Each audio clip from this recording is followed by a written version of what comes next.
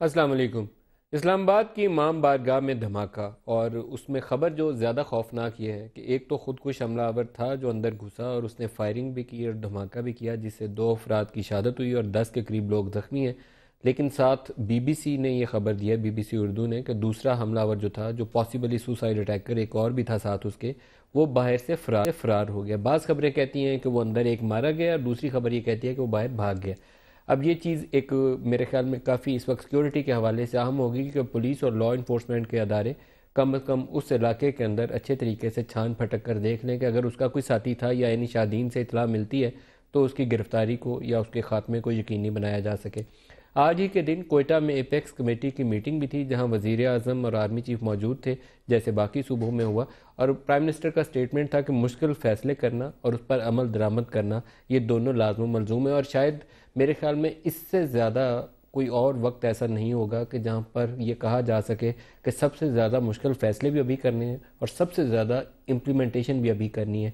क्योंकि अगर थोड़ा सा भी हमने टाइम ज़ाया कर दिया, चंद लम्हों का भी तवक्कुफ़ कर लिया, तो ये जो लोगों की ज़िंदगियाँ 2-4 रोज़ाना 5-7 हम बचा सकते हैं, शायद हमारे पास वो कैपेसिटी होते हुए भी हम बचा ना पाएँ अगर ज़रा सुस्ती और काहली से काम लिया।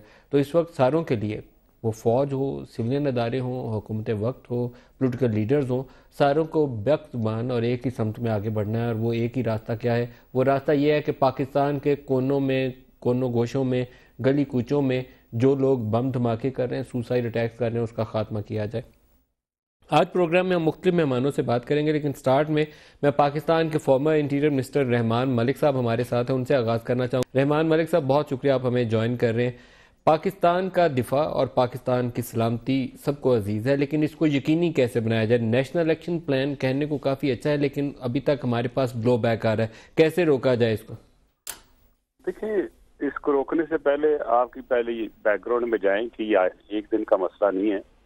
It started actually, it took off जब ये अफगान और सऊदी यूनियन की जंग शुरू हुई और पाकिस्तान वहां पे जंप इन कर गया।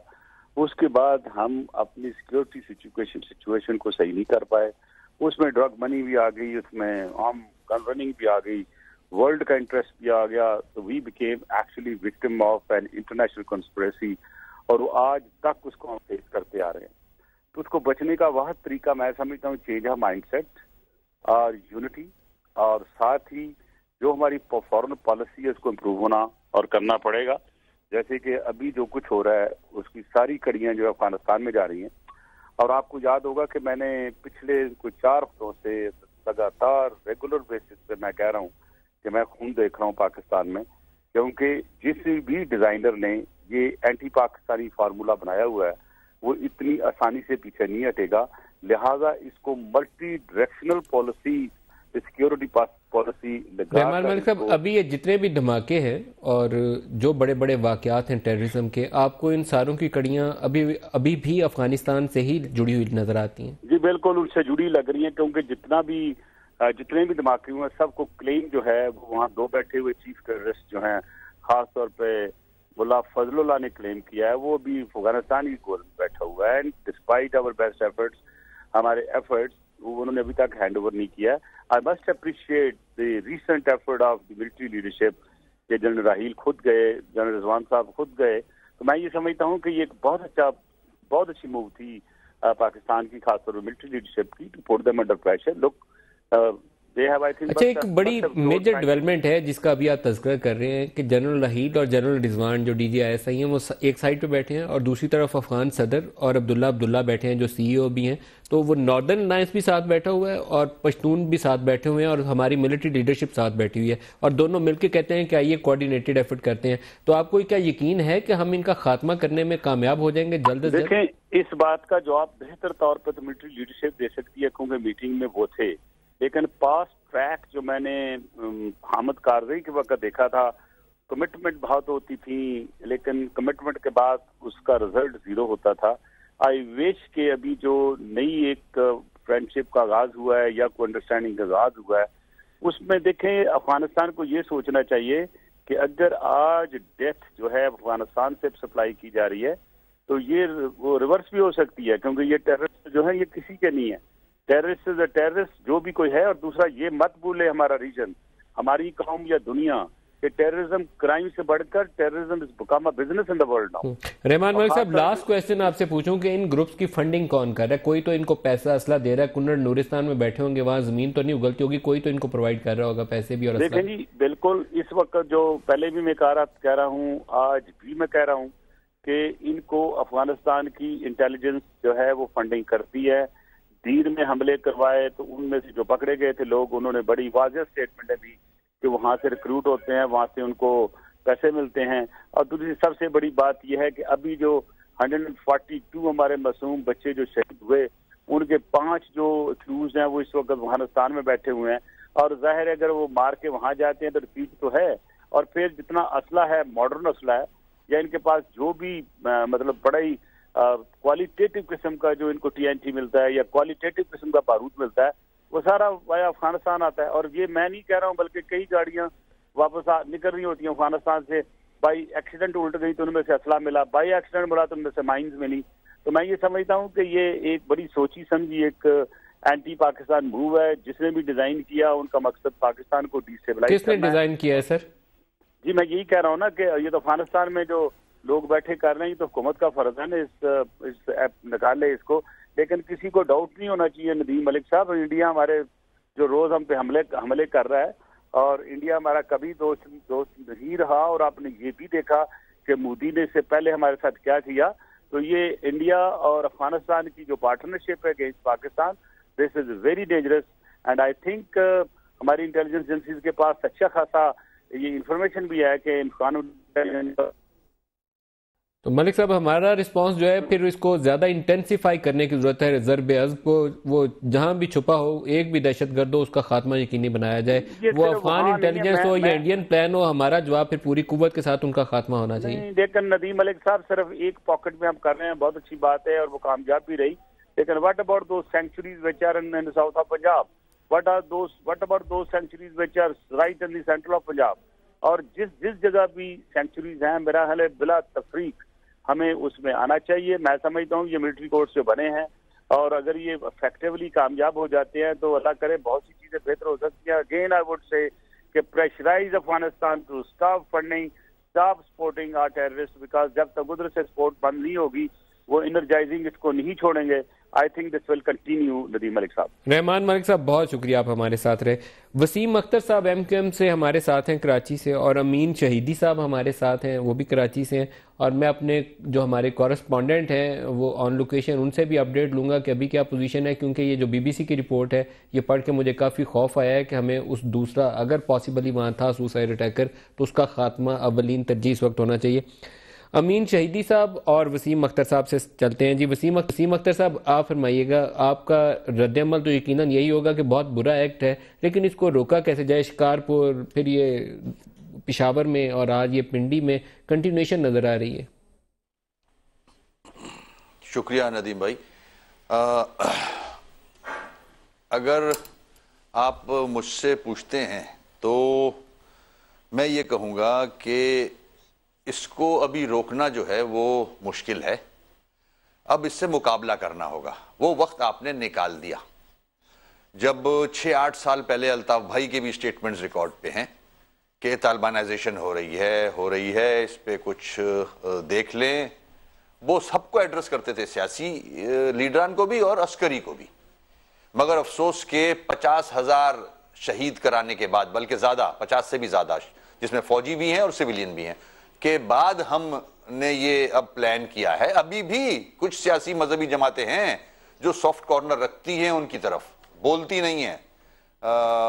जो सिंध में ब्लास्ट हुआ था, उस पे आपने देखा कि जो लीडरान गए थे वहां ताजियत के लिए, उन्होंने एक लफ्ज तालिबान के लिए नहीं बोला, कुछ कंडेम नहीं किया। तालिबान ने ओन किया है कि हमने वो ब्लास्ट किया है। मगर अभी भी हम एक पेज पे नहीं हैं। जब सियासी जमातें, मजहबी जमातें एक पेज पे नहीं होगी तो मसाइल आएंगे।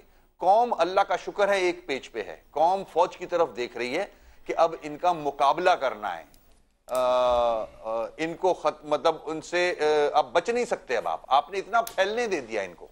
जैसे कि मैंने कहा, 50,000 से ज्यादा लोग शहीद हुए उसके बाद। हालांकि अगर देखा जाए तो क्यानी साहब ने भी डिले किया, पीपल्स पार्टी ने भी डिले किया और नवाज शरीफ साहब ने भी डिले किया इस डिसीजन को। ये एक स्ट्रॉन्ग लीडरशिप ही सख्त डिसीजन ले सकती है। हमारी फॉरेन पॉलिसीज देख लें, जो अब आप इल्जाम लगा रहे हैं हमारे लोग, इंडिया, रशिया, अरब कंट्रीज, फंडिंग, आर्म्स कहां से आ रहे हैं, देखें ये तो सब आपके सामने होता रहा है, आपकी नॉलेज में था ये सब कुछ कि कौन क्या कर रहा है। मगर बाउंड्रीज के अंदर जब आते हैं तो आपकी एजेंसीज मैटर करती हैं, आपकी हुकूमत मैटर करती है। आपने क्या किया, वो ट्रक्स और वो असले से लदे हुए ट्रक्स आपने पार होने दिए, शहरों में आ गए वो तो अब तो वो लाहौर के अंदर हैं, कराची में हैं, मुख्तलिफ शहरों में हैं। अब इनसे निपटना, लेकिन स्टेट ऑफ डिनाइल से तो स्टेट ऑफ डिनाइल से हम अभी भी नहीं बाहर निकल रहे वसीम अख्तर साहब। अभी भी वो कल एक शायद ट्रिब्यून में खबर थी जिसमें उन्होंने कहा कि 1000 के करीब ऐसे मदारिस हैं जहां पर फंडिंग बाहर से आ रही है। कुछ 17 ममालिक हैं जिसमें अमेरिका भी शामिल है। उस फंडिंग वालों की लिस्ट आप पढ़ें तो यू वुड बी सरप्राइज कि हम तो पहले कहते थे ना कि ये से आ रही है, सऊदी अरब से आ रही है, यूएई से आ रही है, ईरान से आ रही है, उसमें अमेरिका भी शामिल है, उसमें यूके भी शामिल है। आपको ऐसे ऐसे ममालिक के नाम नजर आएंगे और हमारा रिस्पॉन्स उसमें माजरत के साथ जीरो रहा है। इसमें कलेक्टिवली सारों ने नाकामी दिखाई। अमीन शहीदी साहब आप फरमाइएगा, ये तो यकीनन एक बात तय है। मैं अमीन शहीदी साहब से बात करूं फिर आपकी तरफ। शहीदी साहब, एक बात तो तय है कि हमें इस जो दुश्मन है इसका खात्मा करना है। स्ट्रेटजी क्या होनी चाहिए? यकजहती के साथ मिलकर आगे बढ़ें और इनको मुका दें, या कुछ और रास्ता इख्तियार करें, अपनी फोर्सेस को और एम्पावर करें, क्या करें? बिस्मिल्लाहिर्रहमानिर्रहीम। शुक्रिया नदीम भाई आपका। उससे पहले रहमान मलिक साहब ने बाज़ अहम बातें की हैं और वसीम भाई ने भी, लेकिन कुछ चीज़ों की तरफ मेरा ख्याल है हमें हकीकत पसंदाना अंदाज में मुतवज्जे होना चाहिए। 21वीं तरमीम की रूह क्या है? 21वीं तरमीम की रूह यह है कि आप दहशतगर्दी का सफाया करें, और दहशतगर्दी का सफाया करने के लिए आपको दहशतगर्दों को टारगेट करना पड़ेगा, दहशतगर्दों के माइंड सेट को टारगेट करना पड़ेगा, उन मराकज़ को निशाना बनाना पड़ेगा जहाँ पर दहशतगर्दी का फ़रोग़ और दहशतगर्दी की तरबियत दी जाती है। उन मराकज़ को निशाना बनाना पड़ेगा जहाँ पर आप खुदकुश हमला आवर तैयार करते हैं। वो मराकज़ जहाँ से खुदकुश जैकेट्स बनाकर सप्लाई किए जाते हैं। आज अगर गुज़श्ता 1 महीने का आप जायज़ा लें तो ये आज का जो पिंडी का वाक़या है ये 5वां बड़ा वाक़या है।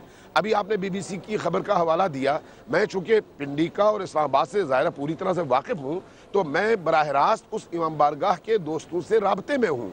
मुझे उन्होंने ये बताया कि ये 3 बंदे थे जिनमें से एक अंदर आने की कोशिश करते हुए फट गया, लेकिन उसके जो खुदकुश जैकेट का एक हिस्सा फटा, उससे वो खुद तो डैमेज हुआ लेकिन नमाजी डैमेज नहीं हो पाए। लेकिन जो गार्ड्स थे उन्होंने उनको रोका और जो साथ में उनको कवर देने वाले लोग थे वो फायर करते हुए भाग गए। और पेशावर का वाक़या आपके सामने है, 7 बंदे थे जिनमें 3 खुदकुश हमला आवर थे। सिक्योरिटी अपनी थी मस्जिद की, गवर्नमेंट की तरफ से कोई नहीं थी। नहीं इस मस्जिद में, जिसको अभी आप इमाम बारगाह कह रहे हैं, ये इमाम बारगाह नहीं है, ये कम्प्लेक्स है जहाँ पर मस्जिद है, मस्जिद अल कायम, और उस मस्जिद के अंदर जमात नमाज हो रही थी मगरिब की, और वहाँ पर ये खुदकुश हमला करने की कोशिश की गई है। अब आप ज़रा ओवरऑल देख लें कि अगर 1 महीने में ये 5वां बड़ा वाक़या है तो इसका मतलब यह है कि पूरी कौम को इंतज़ार है कि कल हो सकता है हमारी बारी हो। हमें 21वीं तरमीम के बाद ये उम्मीद थी कि अब चूँकि पूरी कौम यकसू है, यकजा है, इसलिए हमारी रियासत। शहीदी साहब, लेकिन एक सवाल यहाँ पैदा हो रहा है कि जो लोग मस्जिद में नमाज की हालत में हैं, उन नमाजियों को जो बंदा मारने पे आमादा है, उसकी तारीफ़ तो मेरे पास तो कोई नहीं है कि किस लफ्ज़ों में कहूँ कि वो इस्लाम के किस हिस्से या किस सेक्ट से उसका ताल्लुक है। मेरे लिए तो बड़ा मुश्किल है इसको आइडेंटिफाई करना कि जो लोग नमाज की हालत में और रुकू और सुजूद में खड़े हों और उनको आके कोई बंदा शहीद कर दे, उसके लिए तो मेरे ख्याल में लफ्ज़ों में उसकी मजम्मत नहीं हो सकती। लेकिन हमारा रिस्पॉन्स, जैसे आपने कहा कि जहाँ से सुसाइड जैकेट्स आती हैं वहाँ मराकज़ को हिट करें, जहाँ इनको ट्रेनिंग दी जाती है उसका खात्मा करें, तो ये कर क्यों नहीं रहे? ये तो क्वेश्चन मार्क है, ये क्यों नहीं कर रहे हम? देखिए मेरा सवाल यही है ना कि अगर पेशावर में जुमे की नमाज में वाक़या होता है, शिकारपुर में जुमे की नमाज में वाक़या होता है, पिंडी का पहला वाक़या मीलाद की महफिल में होता है, दूसरा वाक़या नमाज जमात में होता है, और कल पुलिस को निशाना बनाया जाता है लाहौर में। अब आप इसके मुकाबले में गवर्नमेंट का रवैया देखें। गवर्नमेंट ने, वफाकी गवर्नमेंट हो या पंजाब की गवर्नमेंट, उनकी रिपोर्ट्स पढ़ें कि 21वीं तरमीम के बाद उन्होंने बड़े बुलंद बांग दावे किए, नवाज शरीफ साहब ने भी और वजीर दाखिला ने भी, और उन्होंने कहा कि हमने 9000 ऑपरेशंस किए हैं दहशतगर्दी के खिलाफ। अब आप उसकी रिपोर्ट निकाल लें तो उसमें आपको नजर आएगा कि 5000 ऑपरेशंस उन मस्जिदों में किए गए जहां पर सलातो सलाम पढ़ते हैं, जिनका दहशतगर्दी से दूर दूर तक कोई ताल्लुक नहीं है, और वो सिर्फ लाउड स्पीकर ऑन करके नमाज अजान से पहले सलातो सलाम कहते थे, उनके खिलाफ उन्होंने ऑपरेशन किया। जबकि उसके मुकाबले में जिस दिन शिकारपुर में ये वाकया हुआ, उसी दिन खैरपुर के अंदर इन दहशतगर्द और कल अदम जमातों का एक बहुत बड़ा इज्तिमा था। वहां पर ये सारे तकफीरी, चाहे उनका ताल्लुक जमात अहले सुन्नत वल जमात से हो, या सिपाही साहबा हो, या लश्कर जंगवी हो, या जुंदुल्ला हो, ये सारे फितना परस्त और दहशतगर्द जमातों के लीडर्स वहां पर मौजूद थे, और वही नारे, वही गुफ्तगू, वही नफरतें और वही धमकियां वहां पर दी जा रही थी। लेकिन न सिंध हुकूमत को यह नजर आया, न हमारी वफाकी हुकूमत को नजर आया। जब आप लाउड स्पीकर ऑन करने पर और सलातो सलाम अदा करने पर 5000 मुअज्जिनों को गिरफ्तार करते हैं, तो यहां पर कल अदम जमातों के लोग इस तरह से आकर धमकियां भी देते हैं, क्लाशनकोफ भी निकालते हैं, फायरिंग भी करते हैं, दहशतगर्दों को सपोर्ट भी करते हैं, और ना आपकी हुकूमत को यह नजर आता है, ना आपको सुनाई देता है। ऐसी सूरत हाल में क्या हमें यह यकीन होना चाहिए कि नवाज शरीफ साहब 21वीं तरमीम की रूह पर अमल करने के लिए तैयार हैं? मैं तो नहीं समझता कि अगर ब्रेक ले इस नुक्ते पे एक ब्रेक ले लें। ब्रेक से बताते हैं तो वसीम अख्तर साहब से पूछते हैं, क्योंकि तरामीम और कानून बनाए जाते हैं अमल करने के लिए। मैंने वजीर आजम का शुरू में बयान इसीलिए कोट किया कि उन्होंने कहा कि मुश्किल फैसले करने और उन पर अमल करने का वक्त आ गया। अमल जो है वो आसान कभी नहीं होता। तरमीम पास करना आसान होती है, उस तरमीम को जब इन्फोर्स करने जाएं तो फिर दुश्वारियां पेश आती हैं। ब्रेक ले लूं, वसीम अख्तर साहब से पूछेंगे कि एंटी टेररिज्म एक्ट भी है, पोपा भी है, प्रोटेक्शन ऑफ पाकिस्तान एक्ट, 21वीं तरमीम भी कर ली है। अब और क्या करें, सारी बंदूकें गोलियां चलाने की इजाज़त तो दे दी है भाई, अमल दरामद तो करना है किसी ने, वो कौन करेगा? ब्रेक ले लें।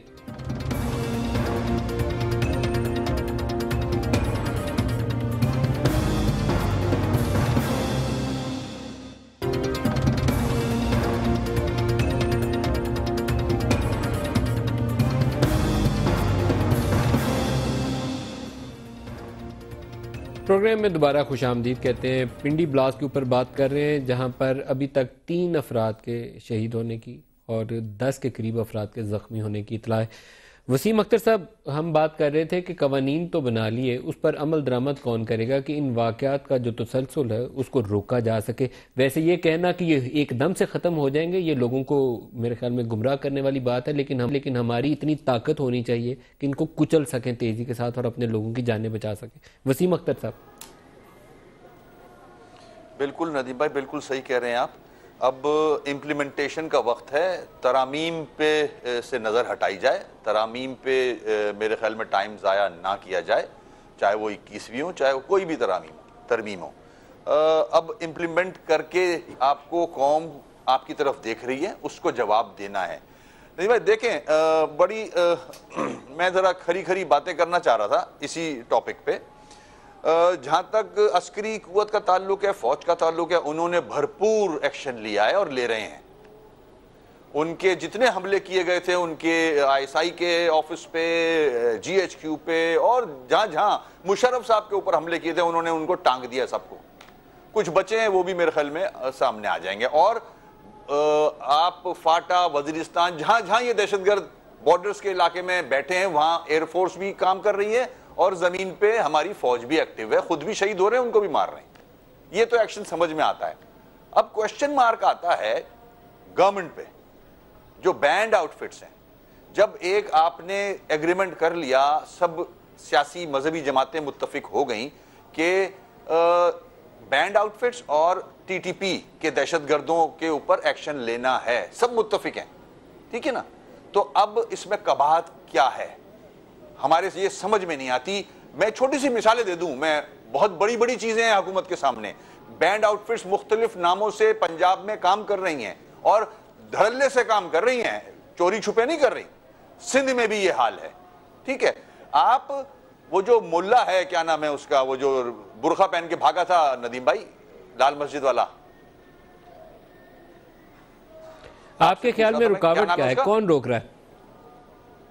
आपके ख्याल में रुकावट क्या है, क्या चीज है? लाल मस्जिद का जो मुल्ला है वो उसका नाम बता दे मुझे। अब्दुल अजीज, मौलाना अब्दुल अजीज अब्दुल अजीज जैसा शरपसंद वो अभी भी कायम है और एक्टिव है, तो हुकूमत पे तो सवालिया निशान है। उसके बाद गवर्नर को जिसने मारा वो हीरो बना बैठा है, हुकूमत पे, जुडिशरी पे सवालिया निशान है।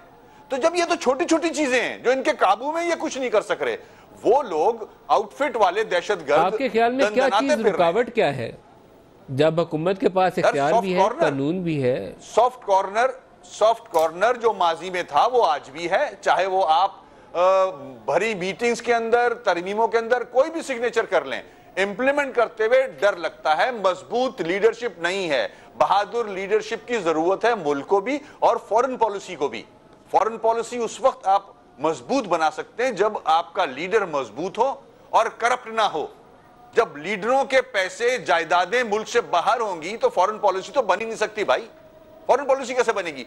आप तो डरते हो उन ममालिक से या उन लोगों से। अमीन शहीदी साहब, क्या आपके भी ज़हन में यही चीज़ है कि हमारी हुकूमत और जो सिविलियन साइड है वो कमज़ोर है, उसमें उतनी जान नहीं है जितनी जान दिखाने की इस मौके के ऊपर ज़रूरत थी? मतलब मेरे जहन में एक चीज़ रोज़ आती है कि मिलिट्री ऑपरेशन आप सर्जिकल स्ट्राइक्स करके एक दफ़ा बड़ी प्रॉब्लम का तो हल ढूंढ सकते हैं, लेकिन ग्रास रूट लेवल के ऊपर जब तक आप पुलिस को तगड़ा करके खड़े ना हो जाएं तब तक आप कामयाब नहीं हो सकते। उस चीज़ के नदीम भाई बड़ी अच्छी बात की आपने, हमने आंखें बंद की। मैं वहीं आ रहा था, देखिए अभी जो मीटिंग हुई है कराची में नदीम भाई, उसमें अच्छा पहले आप बात करें, शहीदी साहब से चीफ ऑफ आर्मी स्टाफ भी बैठे थे, उसमें नवाज शरीफ साहब भी थे, उसमें गवर्नर, चीफ मिनिस्टर सारे मौजूद थे, आईएसआई के चीफ भी थे। कराची में जो मीटिंग हुई है, ठीक है, उसमें तय क्या किया? मजे की बात देखें आप, तय वो किया जो एमक्यूएम और अल्ताफ भाई 5-8 साल से चीख रहे हैं, लोकल पुलिस हो, वो आज तय किया गया। इन्होंने हमारी बात पे कान नहीं धरा, अल्ताफ भाई की बात पे कान नहीं धरा इन्होंने। अच्छा, एपेक्स कमेटी बना दी। हम चाह रहे थे ओवरसी कमेटी बने एक, जो देखे कि ये लॉ इन्फोर्समेंट एजेंसी को ज्यादतियां तो नहीं कर रही, ये अपने मर्जी के गंदे ऑफिसर्स तो नहीं पोस्टिंग कर रही। अब जाके फैसला किया है कि एपेक्स कमेटी जो है वो इनको देखेगी, पोस्टिंग्स को भी और ये ट्रांसफर पोस्टिंग जितनी है इनको भी, और ज्यादतियां तो नहीं हो रही। अब जाके ये आप फैसले कर रहे हो। अगर 5-7 साल पहले क्या उस मीटिंग में वसीम अख्तर साहब ये कहा गया, वसीम अख्तर साहब क्या उस मीटिंग में ये कहा गया कि सिविलियन लीडर्स इनकॉम्पिटेंट हैं? और एक लफ्ज आपने मेरे पिछले प्रोग्राम में 10 दफा दोहराया था, इम्पोर्टेंट। मैंने एक खबर ये पढ़ी, शाहीन साहब साहब ने शायद ये लिखा कि वो वहां इम्पोर्टेंट भी कहा गया। क्या ये बात दुरुस्त है? जो मैंने सुना है, देखिए मैं वहां मौजूद नहीं था, जो सुना है उससे ज्यादा कुछ सुना है मैंने। ये तो आप तो छोटी सी बात कर रहे हो, बहुत कुछ कहा गया है और काफी लीडरान को बिठा के ये दोनों बातें कही गई ताकि वो सुने भी। क्या ये दोनों बातें कही गई? क्या ये दोनों बातें कही गई? बिल्कुल सही है, बिल्कुल सही है। अमीन शहीदी साहब आप बताइएगा, पुलिस हम इसको क्यों नहीं तगड़ा करके खड़ा कर रहे? जो सिविलियन साइड है जिसने जाके लड़ना है गली मोहल्ले की सतह के ऊपर, उसको तो हम लगता है कि बस आंखें बंद कर ली है, फौज ऑपरेशन करेगी और हम बैठ गए। देखिए, असल बात यह है कि जो लोग, जो हाकिम अपनी जान से डरता है और उसको अपने बीवी बच्चों की बहुत ज़्यादा फिक्र होती है और वो अपने पावर पर यकीन नहीं करता, वो इसी तरह की हरकतें करता है। अभी आपने शायद देखा हो और सुना हो कि मरियम नवाज़ ने अपने बच्चे स्कूल से उठा लिए हैं और जब उनसे पूछा गया कि आपने क्यों ऐसा किया, तो कहा कि मैं अपने बच्चों की जगह, मैं ये नहीं चाहती थी कि मेरे बच्चों के बहाने दूसरे बेगुनाह बच्चे मरे, इसलिए मैंने अपने बच्चे उठा लिए। अब वो अपने घर में पढ़ा रही हैं। मैंने ये सुना है कि नवाज शरीफ साहब की फैमिली को भी थ्रेट्स दिए गए हैं। उसी तरह से सिंध हुकूमत के मुख्तलिफ लोग हैं जिनके लिए थ्रेट्स हैं। अभी जब धरने पे बैठे हुए हैं कराची के अंदर, जब हमारे मुज़ाकरात चल रहे हैं, तो हम जब सिंध की सतह पे मुख्तलिफ सियासतदानों से बात करते हैं तो उनके अंदर का खौफ उनकी ज़बानों पे आता है। वो बोलते हैं भाई अगर हमने ऑपरेशन किया तो फिर हमारा क्या होगा।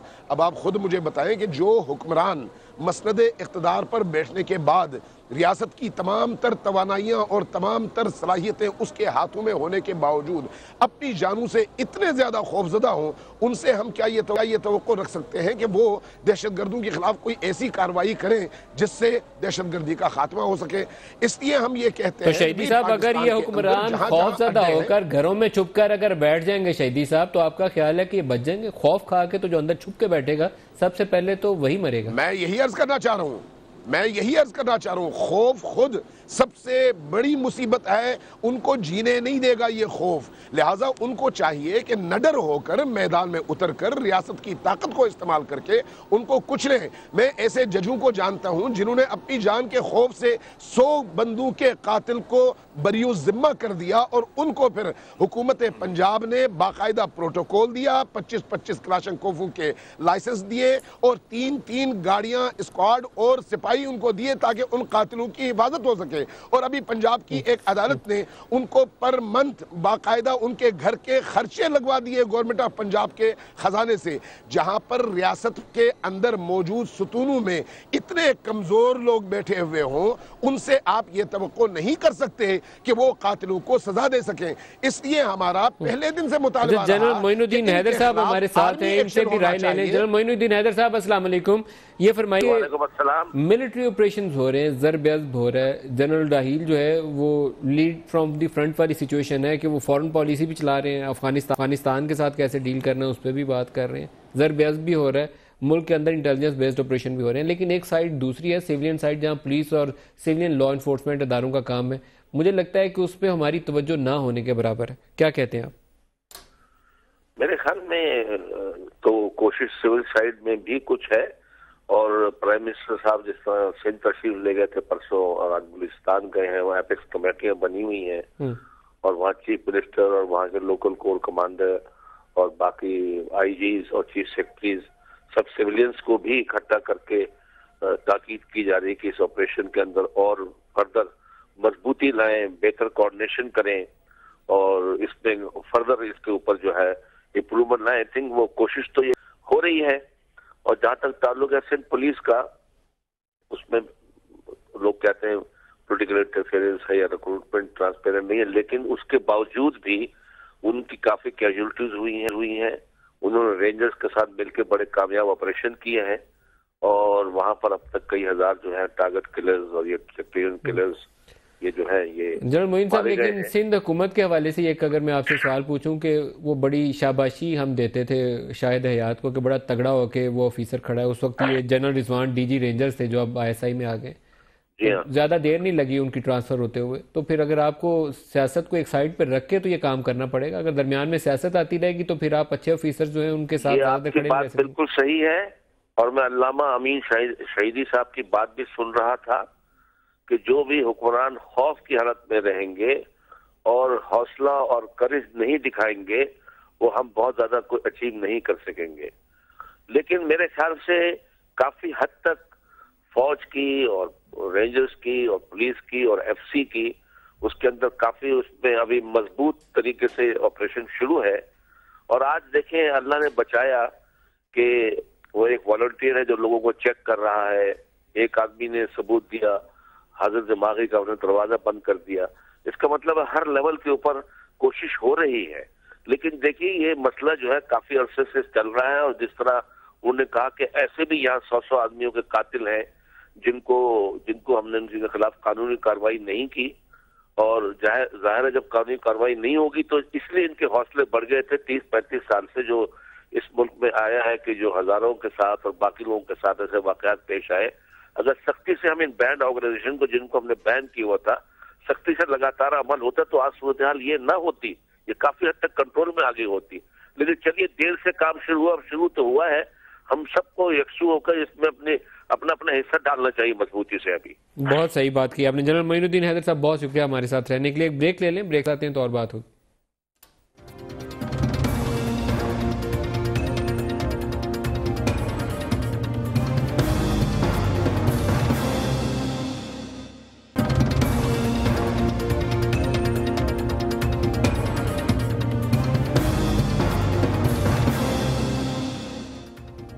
Welcome back.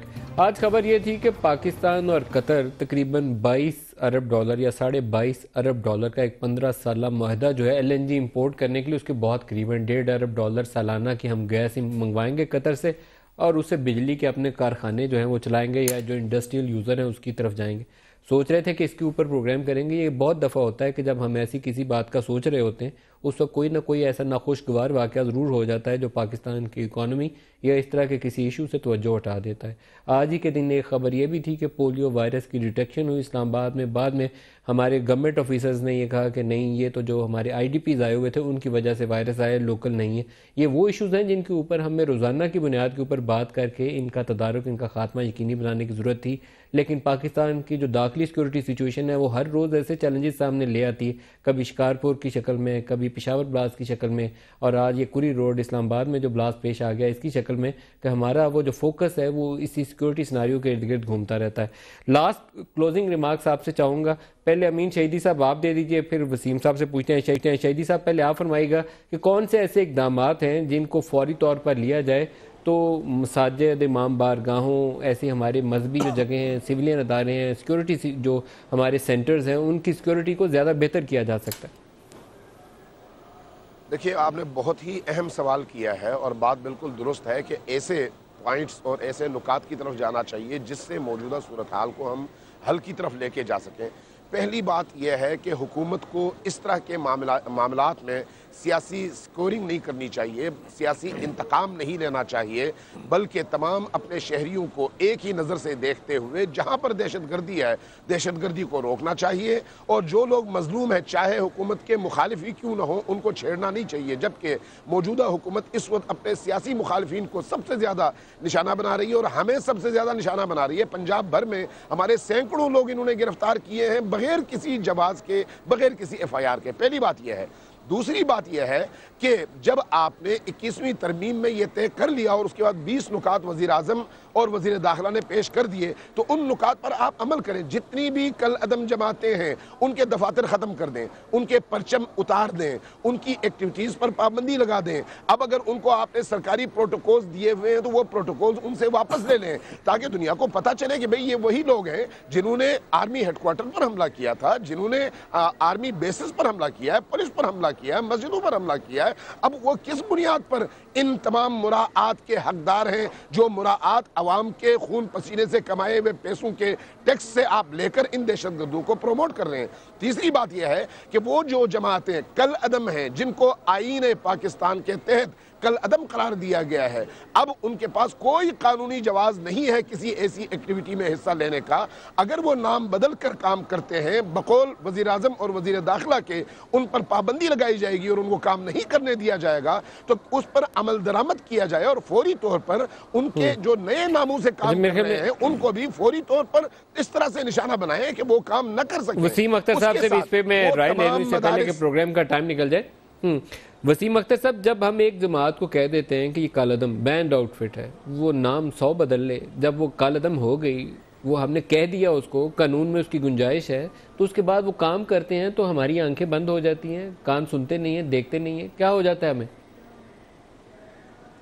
देखिए, जो पास में प्रैक्टिस रही है और मैं समझता हूँ आज भी है, इनको इस्तेमाल किया गया है मुख्तलिफ मौक़ों में।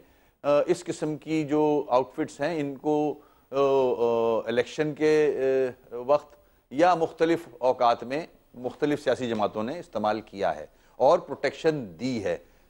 यही वजह है कि ये आज पनप के एक जाइंट बन चुकी हैं। नदीम साहब, मैं शहीदी साहब की बात से इत्तफाक करूंगा कि आज प्रायोरिटी सिर्फ बैंड आउटफिट्स और TTP के दहशतगर्द होना चाहिए।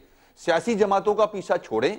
अगर किसी सियासी जमात में अगर कोई ऐसी तखरीबकारी कर भी रहा है तो वो एक क्रिमिनल होगा, किसी से भत्ता ले रहा होगा, किसी से दुश्मनी होगी, वो आइन के दायरे में है आपके, वो अपनी फैमिलीज के साथ रह रहा है, उसको आप अरेस्ट करके बंद कर सकते हो, सजा दे सकते हो। मगर ये जो एलिमेंट है ये तो आपको रिट को चैलेंज कर रहा है, आपके ऊपर हमले करता है, आपकी गर्दनें काट रहा है। ये लोग ऐसे एलिमेंट ऐसे इलाकों में बैठे हैं जो आपके इल्म में हैं। प्रायोरिटी रख के उनका कलाकुमा करना चाहिए, पहले उनको खत्म करना चाहिए पहले, उसके बाद ये छोटे क्रिमिनल्स हैं, आप आराम से उनको हैंडल कर सकते हो। ये मेरा मशवरा होगा। इंटेलिजेंस वर्क आपको बॉर्डर पे बढ़ाना पड़ेगा। जो आपके जो सूबे हैं, सूबों में असला बारूद कहां से पहुंचता है, गोलियां कहां से आ रही हैं, इसको रोकना होगा आपको, इसकी तरफ तवज्जो दें। वसीम अख्तर साहब, अमीन शहीदी साहब, आप दोनों का बहुत शुक्रिया, आप हमारे साथ रहे। मेरे प्रोग्राम का वक्त खत्म हो रहा है, लेकिन अपने शहरियों के तहफ़्फ़ुज़ के लिए जो कुछ भी करना पड़े, वो किसी हद तक भी जाना पड़े, स्टेट को उससे पीछे नहीं हटना चाहिए, क्योंकि अव्वलीन तरजीह जो है जानो माल का तहफ़्फ़ुज़ है अपने लोगों का, बाकी सब चीज़ें सानवी हैसियत रखती हैं। आज के प्रोग्राम से इतना ही, इजाज़त दीजिए, खुदा हाफिज़।